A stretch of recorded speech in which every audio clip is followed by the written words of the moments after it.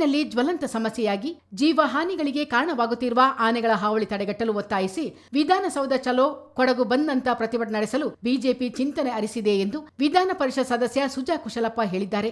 ಜಿಲ್ಲಾ ಬಿಜೆಪಿಯಿಂದ ಬುಧವಾರ ಮಡಿಕೇರಿಯಲ್ಲಿ ಕರೆಯಲಾಗಿದ್ದ ಸುದ್ದಿಗೋಷ್ಠಿಯಲ್ಲಿ ಮಾತನಾಡಿದ ಸುಜಾ ಕುಶಲಪ್ಪ, ಕೊಡಗು ಸೇರಿದಂತೆ ರಾಜ್ಯದ ಮಲೆನಾಡು ಜಿಲ್ಲೆಗಳಲ್ಲಿ ಆನೆ ಹಾವಳಿ ನಿರಂತರವಾಗಿದ್ದು, ಆನೆಗಳ ನಿಯಂತ್ರಣಕ್ಕೆ ರೂಪಿಸಲಾಗಿದ್ದ 120 ಕೋಟಿ ವೆಚ್ಚದ ಯೋಜನೆ ಏನಾಯಿತು ಎಂಬ ಬಗ್ಗೆ ಕಾಂಗ್ರೆಸ್ ಸ್ಪಷ್ಟನೆ ನೀಡಬೇಕೆಂದು ಸುಜಾ ಕುಶಲಪ್ಪ ಒತ್ತಾಯಿಸಿದರು. ನಾವು ಪಾವತಿಸಿದ ತೆರಿಗೆ ಹಣದಲ್ಲೇ ಸರ್ಕಾರ ನಡೆಯುತ್ತಿದೆ.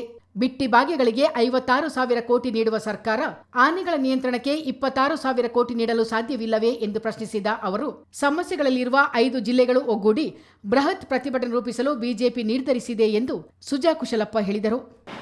ನಿರಂತರವಾಗಿ ಕಾಡು ಪ್ರಾಣಿಗಳು ಆನೆ ಮನುಷ್ಯರ ಮೇಲೆ ಸುಮಾರು ಜನರು ಸತ್ತ ದಾಖಲೆ ಇದೆ. ಆದರೆ ಸರ್ಕಾರ, ನಾನು ಬಂದು 4 ವರ್ಷ ಆಗಲಿಕ್ಕಾಯಿತು.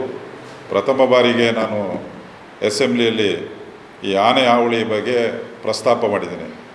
ಆದರೆ ಕಳೆದ 3 ವರ್ಷದಿಂದ ನಮ್ಮ ಸರ್ಕಾರ ಇದ್ದಾಗ 150 ಕೋಟಿ ಬಡ್ಜೆಟಲ್ಲಿ ಘೋಷಣೆ ಮಾಡಿದರು. ತದನಂತರದಲ್ಲಿ ಹೊಸ ಸರ್ಕಾರ ಬಂದಾಗ 120 ಕೋಟಿಗೆ ಅವರು ಘೋಷಣೆ ಮಾಡಿ ಇವತ್ತು 3 ವರ್ಷ ಆಯಿತು. ಆ 120 ಕೋಟಿ ಏನಾಗಿದೆ ಅಂತೇಳಿ ಇನ್ನೂ ಮಾಹಿತಿ ಇಲ್ಲ. ಏನು ಪ್ರಾರಂಭವಾಗಿದ್ದಾವೆ ಅಂತ ಹೇಳ್ತಾರೆ. 120 ಕೋಟಿ 5 ಜಿಲ್ಲೆಗೆ, ಬರೀ 1 ಜಿಲ್ಲೆಗಲ್ಲ, 5 ಜಿಲ್ಲೆಗೆ ಆನೆ ಕಾರಿಡಾರ್ ಇದಕ್ಕೆ. ಅದರಲ್ಲಿ ಯಾವ ಕೆಲಸಗಳು ಈಗ ಪ್ರಗತಿ ಕೆಲಸ ಮಾಡ್ತಾ ಇದ್ದೇವೆ ಅಂತ ಹೇಳ್ತಾಯಿದ್ದಾರೆ. ಆದರೆ ಇವತ್ತು ಸರ್ಕಾರ ಏನು ಹೇಳಿದರೂ ಇಷ್ಟು ಜನ ಸಾಯ್ತಾ ಇದ್ದಾರೆ ರೈತರು. ಅದು ಕೊಡಗು ಜಿಲ್ಲೆ ಇರ್ಬೋದು, ಕೊಡಗು ಜಿಲ್ಲೆಯ ಮೂಲೆ ಮೂಲೆ ಎಲ್ಲ ಭಾಗದಲ್ಲೂ ಆನೆ ಹಾವಳಿ, ಹುಲಿ ಹಾವಳಿ ಇದೆ. ಅದನ್ನು ಸರ್ಕಾರ ಗಂಭೀರವಾಗಿ ಪರಿಗಣಿಸ್ತಿಲ್ಲ. ಯಾಕೆಂತ ಹೇಳಿದ್ರೆ ಇವತ್ತು ಕೊಡಗು ಜಿಲ್ಲೆ ಸೇರಿ ಬೇರೆ 4 ಜಿಲ್ಲೆ, ಚಿಕ್ಕಮಗಳೂರು ಇರ್ಬೋದು, ಚಾಮರಾಜನಗರ, ಮೈಸೂರು, HD ಕೋಟೆ, 5 ಜಿಲ್ಲೆಗಳಲ್ಲಿ ಆನೆ ಹಾವಳಿ ಇದೆ. ಈ ಆನೆ ಹಾವಳಿಯನ್ನು ತಡೆಗಟ್ಟಲಿ. ಯಾಕೆಂತ ಹೇಳಿದ್ರೆ ನಾವು ರೈತರು, ಜನರು ಇಲ್ಲಿ ಟ್ಯಾಕ್ಸ್ ಕಟ್ಟಿ ಸರ್ಕಾರ ನಡೀತಾ ಇರೋದು. ಜಿಲ್ಲಾ ಬಿಜೆಪಿ ಅಧ್ಯಕ್ಷ ನಾಪಂಡ ರವಿ ಕಾಳಪ್ಪ ಮಾತನಾಡಿ, ಸಂಸದರು ಯಾವುದೇ ಅಭಿವೃದ್ಧಿ ಮಾಡಿಲ್ಲ ಎಂದು ಆರೋಪಿಸುತ್ತಿರುವ ಕಾಂಗ್ರೆಸ್ ನಾಯಕರಿಗೆ ಎನ್ಡಿಆರ್ಎಫ್ ಅನುದಾನ ಕೇಂದ್ರದಿಂದಲೇ ಬರುವುದು ಎಂಬ ಸತ್ಯ ಗೊತ್ತಿಲ್ಲವೇ ಎಂದು ಪ್ರಶ್ನಿಸಿದ್ದರು.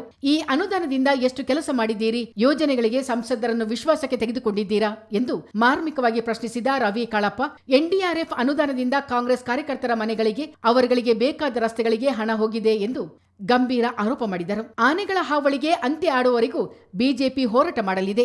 ಈವರೆಗೂ ಸಮಸ್ಯೆ ಬಗೆಹರಿಸಲು ಬಿಜೆಪಿ ಹಲವು ಬಾರಿ ಪ್ರತಿಭಟನೆ ನಡೆಸಿದೆ. ಆದರೆ ಪ್ರತಿಭಟನೆ ಹತ್ತಿಕ್ಕುವ ಮತ್ತು ಮುಖದಮೆ ಹೂಡುವ ಕೆಲಸವನ್ನು ಕಾಂಗ್ರೆಸ್ ಮಾಡಿದೆ ಎಂದು ಆರೋಪಿಸಿದ ಅವರು, ಇಂದು ಜನರು ತೋಟಕ್ಕೆ ಹೋಗಲು ಸಾಧ್ಯವಿಲ್ಲದಂತ ಪರಿಸ್ಥಿತಿ ನಿರ್ಮಾಣವಾಗಿದೆ ಎಂದರು.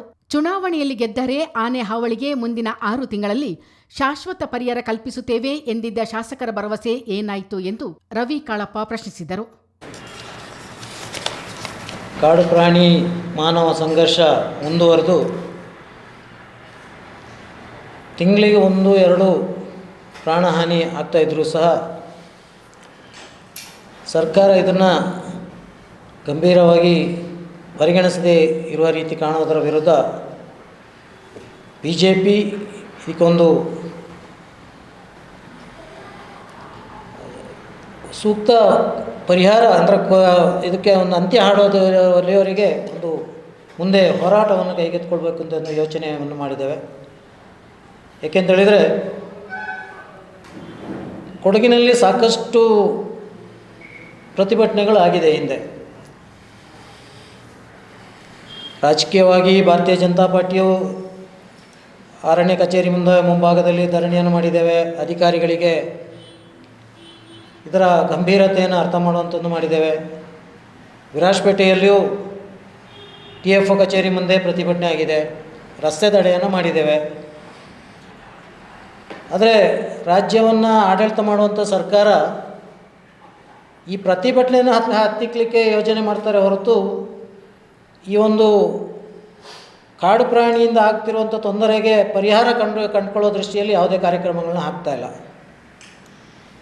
ಇವರಿಗೆ ಏನು ನಮ್ಮ ಜನಪ್ರತಿನಿಧಿಗಳಿದ್ದಾರೆ, ಇವರಿಗೆ ಇಲ್ಲಿ ಯಾವುದೋ ಒಂದು ಸಂಘಟನೆ, ಯಾವುದೋ ಒಂದು ರಾಜಕೀಯ ಪಕ್ಷ ಪ್ರತಿಭಟನೆ ಮಾಡಿದರೆ ಅಥವಾ ಸರ್ಕಾರಕ್ಕೆ ಇದರ ಗಂಭೀರತೆಯನ್ನು ಅರ್ಥ ಮಾಡಬೇಕು ಅಂತ ಹೇಳೋ ದೃಷ್ಟಿಯಿಂದ ಹೋರಾಟವನ್ನು ಮಾಡಿದರೆ ಇವರ ಪ್ರತಿಷ್ಠೆಗೆ ಧಕ್ಕೆ ಆಗ್ತದೆ ಅಂತೇಳೋ ರೀತಿಯಲ್ಲಿ ಅವ್ರ ಮೇಲೆ ಮೊಕದ್ದಮೆ ಹಾಕಿಸುವಂಥದ್ದು, ಆ ಒಂದು ಹೋರಾಟವನ್ನು ಹತ್ತಿಕ್ಕಿಸುವಂಥದ್ದು, ಇದೇ ರೀತಿಯ ಕಾರ್ಯಕ್ರಮಗಳಲ್ಲೇ ಇವರು ನಿರತರಾಗಿದ್ದಾರೆ.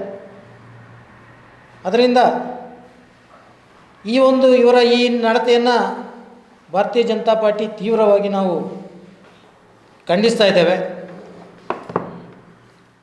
ಇದೇ 13ಕ್ಕೆ ಬಿಜೆಪಿ ರಾಜ್ಯಾಧ್ಯಕ್ಷರು ಕೊಡಗಿಗೆ ಬರಲಿದ್ದು, ಆನೆ ಹಾವಳಿ ಸಮಸ್ಯೆ ಮತ್ತು ಪ್ರತಿಭಟನೆ ನಡೆಸುವ ಬಗ್ಗೆ ಅಂತಿಮ ನಿರ್ಧಾರ ಮಾಡಲಾಗುವುದು. ಕೊಡಗು ಬಂದ್ ಅಥವಾ ಬೆಂಗಳೂರು ಚಲೋ ಬಗ್ಗೆ ರಾಜ್ಯಾಧ್ಯಕ್ಷರ ಸಮ್ಮುಖದಲ್ಲಿ ತೀರ್ಮಾನ ಮಾಡಲಾಗುವುದು ಎಂದು ರವಿ ಕಾಳಪ್ಪ ಹೇಳಿದರು.